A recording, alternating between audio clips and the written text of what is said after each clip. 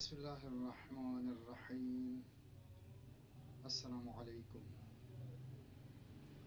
اللهم صل على محمد وآل محمد عجل فرج. آج کچھ نئے جو پاکستان کے اندر واقعات رونما ہوئے ہیں ان کے حوالے سے مختصر الفاظ میں بیان کرنے کی کوشش کروں گا. پہلا بڑا واقعہ جو آج رونما ہوا وہ اڈیالہ جیل میں قیدی نمبر 804 سے جیل سپریڈنٹ کی طرف سے بدتمیزی کا جو رویہ تھا، جس پر پی ٹی آئی کے سربراہ نے نہ صرف یہ کہ اس کی باقاعدہ مذمت کی بلکہ بھرپور انداز میں اسے جواب دیا اور اسے کہا کہ یہ اوپن کورٹ ہے، لہٰذا یہاں پر مجھے صحافیوں سے بات کرنے کا اختیار ہے. تو جس انداز میں پورے ملک کے اندر مزاحمت کا سلسلہ جاری ہے، اسی طریقے سے پی ٹی آئی کے سربراہ نے بھی اپنا جو مذمتی بیان جو ہے اس کے سامنے جاری کر دیا. اور دوسرا بڑا واقعہ جو سرزمین پاکستان کے اندر جاری ہے، جو اگرچہ فی الوقت جس کا مرکز آپ اسلام آباد کو قرار دے سکتے ہیں، اس کے حوالے سے مختلف لوگوں کے مختلف نظریات ہیں. بعض لوگوں کا کہنا ہے کہ شاید پی ٹی آئی کی جو جیت کنفرم ہو رہی ہے، جو ان کی جو ہے وہ جسے کہہ سکتے ہیں کہ عوام کا ان کے ساتھ جو عوامی ایک حمایت حاصل ہے اور ان کی ایک بالادستی جو ہے وہ قائم ہو رہی ہے، تو اس کا چونکہ مقابلہ کرنے کا کوئی اور طریقہ نہیں ہے، تو لہٰذا کسی طریقے سے کوئی ایسا ماحول بیان کیا جائے یا کوئی ایسا ماحول دکھایا جائے کہ جس ماحول کے اندر جو ہے وہ بہانہ مل جائے کہ الیکشن کو ملتوی کرنے کا. تو مختلف ہیں، بعض کا نظریہ کچھ اور ہے، بعض تجزیہ نگاروں کا کچھ اور مختلف جو ہے وہ ہر تجزیہ نگار کا اپنا ایک تجزیہ ہے. لیکن کہا یہ جا رہا ہے کہ یہ جو سیکیورٹی الرٹس جو جاری کیے گئے ہیں، بالخصوص کیپٹل کے اندر، دارالخلافہ کے اندر اسلام آباد میں تعلیمی اداروں کو ٹارگٹ کرنے کے حوالے سے بحریہ یونیورسٹی اور کچھ دیگر جو ہے یونیورسٹیز جو ہیں، جن میں سے کچھ کو جو ہے باقاعدہ جو ہے وہ تعطیل کرنے کے احکامات جاری کر دیے ہیں. تو یہ اور ساتھ میں جو بلوچستان کے مسنگ پرسنز کے حوالے سے جو ماہرنگ بلوچ جو ہے ڈاکٹر ماہرنگ بلوچ صاحبہ جو موجود ہے اسلام آباد کے اندر، بعض لوگ ان کے اس احتجاج کو جو ہے وہ کہہ سکتے ہیں کہ ملک دشمنوں کے ساتھ جوڑنے کی کوشش کر رہے ہیں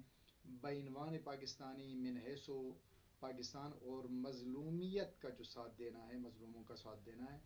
اس کے عنوان سے میرا جو ذاتی نظریہ جو ہے وہ یہی ہے کہ یہ زیادتی ہیں اور یقینی طور پہ اس خاتون کا جو ہے ہم ایک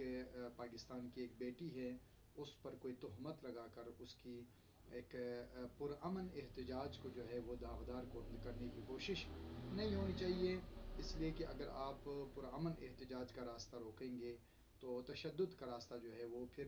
درمیان میں سے نکل آتا ہے. تو لہٰذا ہم دوبارہ سے یہاں پر اپیل کرتے ہیں طاقتوروں سے کہ سرزمین پاکستان کے اندر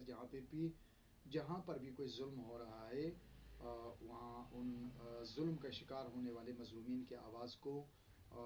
تسلی کے ساتھ سنا جائے اور اس ظلم کے سدباب کے لیے باقاعدہ مضبوط انداز میں، مؤثر انداز میں اقدامات کیے جائیں. اور تیسری جو سب سے بڑی اپڈیٹ میرے لیے ہے اور یقیناً پاکستانی قوم کے لیے بھی ہوگا کہ جس طریقے سے پاکستانی قوم کھل کر عمران خان صاحب کی حمایت میں کھڑی ہو گئی ہے، اسی طریقے سے آزادی پسند جتنے بھی شخصیات ہیں، جیسے آپ دیکھ سکتے ہیں کہ آپ کے سامنے موجود ہے کہ کھوسہ صاحب جو ہیں وہ ایک قداور شخصیت ہے، وکالت کے اندر بھی اپنی ایک ان کا مقام ہے، سیاست کے اندر بھی ایک بہت بڑا مقام رکھتے ہیں، گورنر کے عہدے تک جو ہے وہ رہ چکے ہیں، ایک قداور شخصیت ہے، اور وہ پیپلز پارٹی کو خیر بات کہتے ہیں اور اس کاروان کا حصہ بنتے ہیں۔ اسی طریقے سے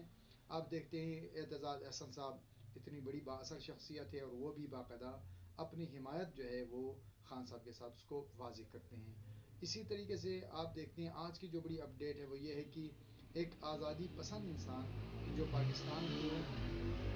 داخلی طور پہ آزاد دیکھنے کے لیے بڑی کاوشیں ہیں، زندان میں کئی دفعہ جا چکے ہیں اور طویل اس کی خدمات ہیں۔ پہلے وہ جو ہے آپ کو شاید یقیناً آپ لوگوں کے ذہنوں میں ہوگا کہ نون لیگ کے ساتھ انہوں نے طویل اپنی خدمات انجام دی، اور شاید ان کا نظریہ یہ تھا کہ نون لیگ جو ہے وہ اسٹیبلشمنٹ کے اعلی کار نہیں ہے اپنے ذہن کے مطابق شاید، لیکن انہوں نے